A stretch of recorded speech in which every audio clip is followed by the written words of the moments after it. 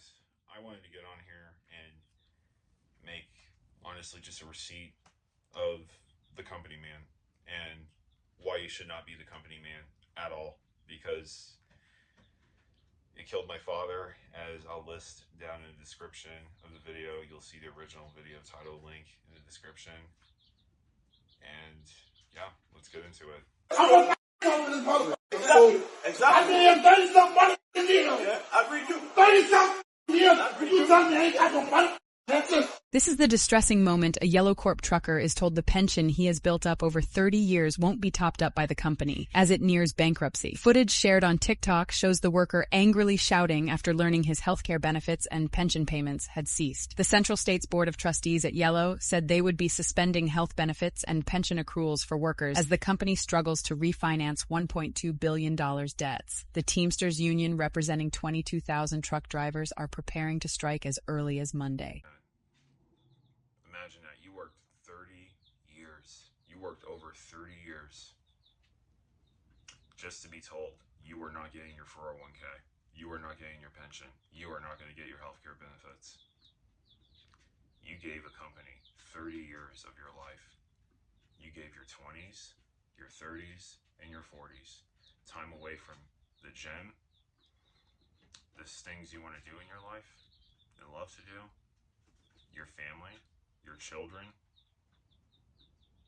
and just time and leisure. You gave that up to a company, only for that company to turn around and say, no,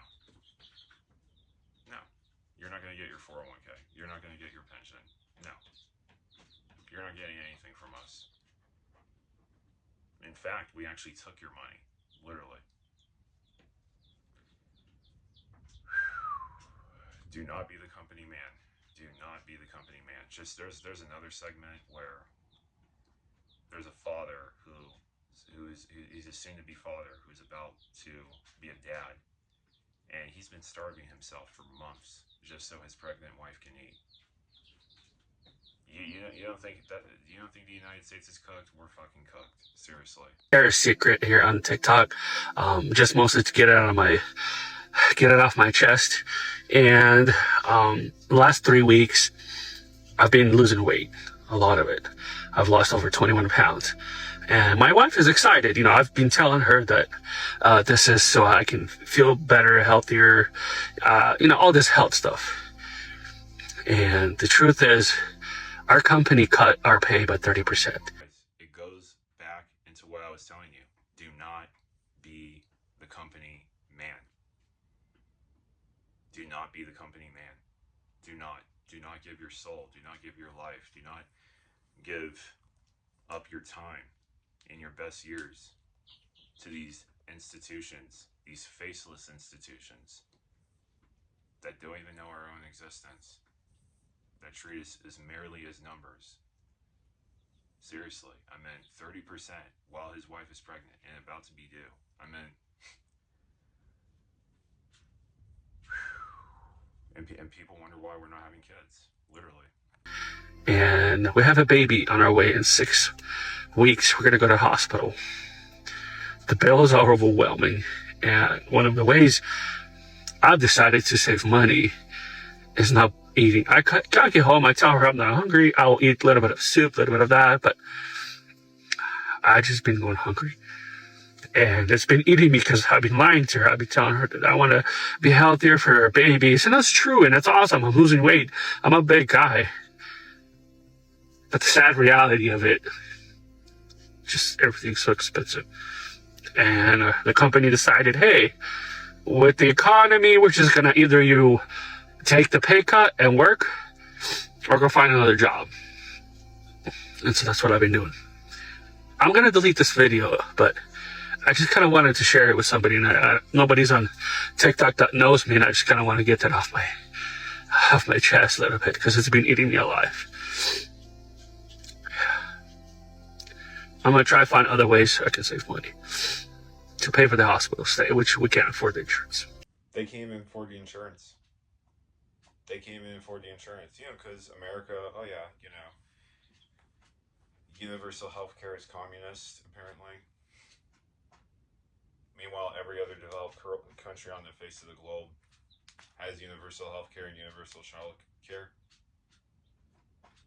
That's why we're not having kids, guys. That's why we're not having kids. And there's another segment where a woman, this is why I tell people it makes no difference on giving 2 weeks notice or a week notice or 4 weeks. It makes no difference. These companies will they'll just can you. They'll just can you in a hurry, literally, as you're going to see in this video. I know you're pretty frustrated right now. Because I have 3 kids that I have bills to pay for. So I just put in my 2-week notice at my job. I was very polite about it, and I told my team lead last week that I would be leaving next month. She completely understood, and when I was ready to, oh, they're calling. Let's see what they have to say. So wanted to call and meet with you. Whenever an agent within the account review team does give their notice, we have to accept that immediately. I know you're pretty frustrated right now. Because I have 3 kids that I have bills to pay for. So I'm livid. So I just want to make sure, like, yes, I'm being terminated today because I'm going to have to try to file for unemployment. I'm not resigning as of today. I was resigning as of August 12th. So if you're telling me I'm being let go today, that means I'm being terminated as of today. Is that correct? Yes, ma'am. We are separating your employment today. Thanks. Due to the sensitivity of the stuff that we work with in this department, whenever a 2 weeks notice is provided, we have to accept it immediately. We are going to go ahead and proceed with the separation today. Honestly, wish you well. Guys, don't give your 2 weeks. It makes no difference. Don't give your 2 weeks. Don't give your 4 weeks. Don't give your 2 months. It makes no difference. It makes no difference. The company expects us to basically give our 2 weeks, but doesn't even want to have reciprocal respect for its own workers. And it's just, the amount of frustration, I know this is going to be on topic now as I post this next segment of the video that I'm going to react to, but it's just a definite reminder of how the world, how the system, how the economy is, and how it keeps people apart, especially when it comes to relationships, and it creates that internal friction, over money and stuff. Hell, I'm going through it right now, literally. And soon I won't, because I know I'm going to get to greater and bigger heights. But it's just, when it comes to just the system, unconsciously it creeps into areas of our lives where it creates that internal conflict. It can be relationships like mother-son, mother-daughter, father-son, father-daughter, parents, relationships, intimate, non-intimate, doesn't matter. It's having lack of money, being in a financially precarious area always is going to put strain. And that's what the system relies on, as you're going to see within this segment.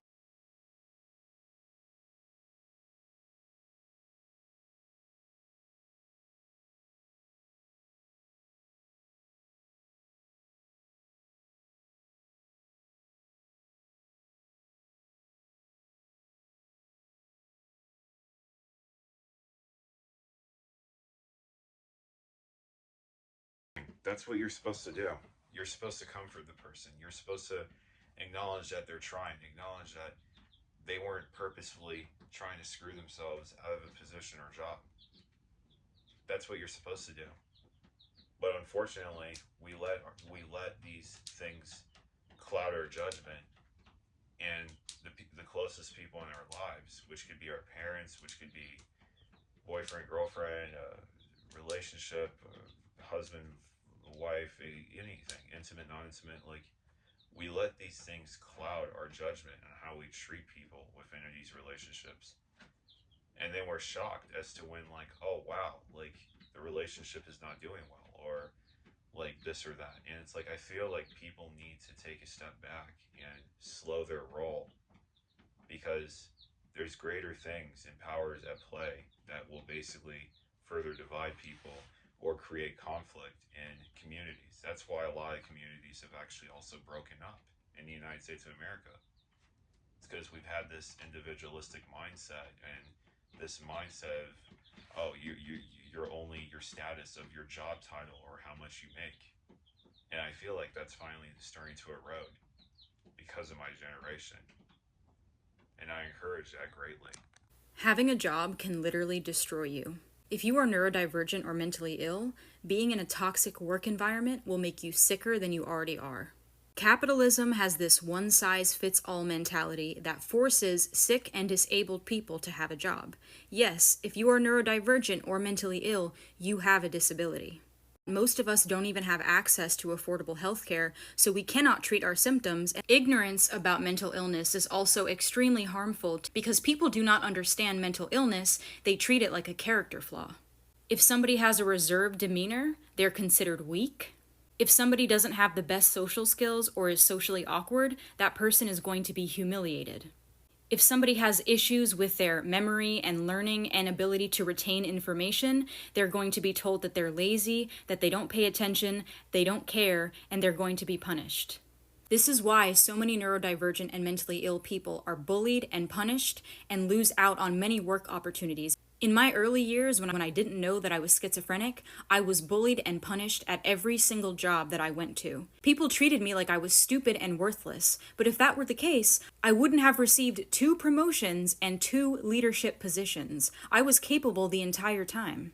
And people also told me that I was so capable, and they didn't understand why I wasn't able to perform my duties like they expected me to. A Ferrari is capable of going 150 miles an hour, but if that Ferrari is not maintained and cared for properly, it's going to break down completely. What you talking about? I want a Ferrari. I mean, now she's got me thinking about my dream car, getting the Ferrari F430 Scuderia. But yeah, no, it's true. Everything she said is true. Literally, I mean, if a car is not maintained, it will break down. If you don't maintain your mental health, you will break down. If you don't maintain things that you need. Everything she mentioned was straight facts, literally. And most of us can't even afford health insurance. We can't. We literally can't. Even people, I've known people that literally were higher income, and I'm going to tell you this right now.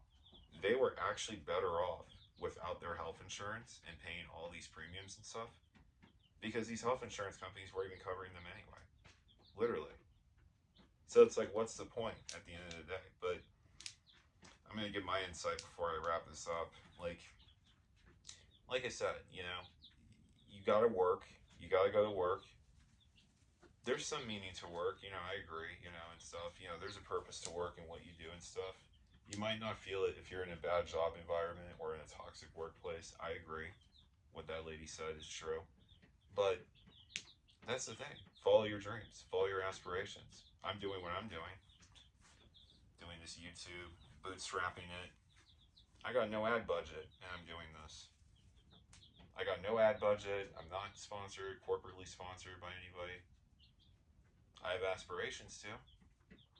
And I know with my hard work and tenacity, I will in the future. So, follow your dreams.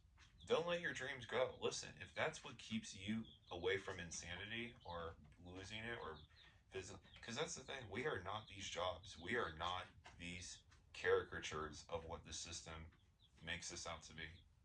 We're not. We are living, breathing humans, and we deserve to live our life to the fullest and not wasting our lives or best years strapped away in some cubicle box and then told your 401k is gone or your pension is gone or you're being laid off after being company loyal for 30 something years. Anyways, I'm going to wrap it up. Let me know your comments and thoughts down in the comment section. And thank you for tuning in to another Feeling Studio.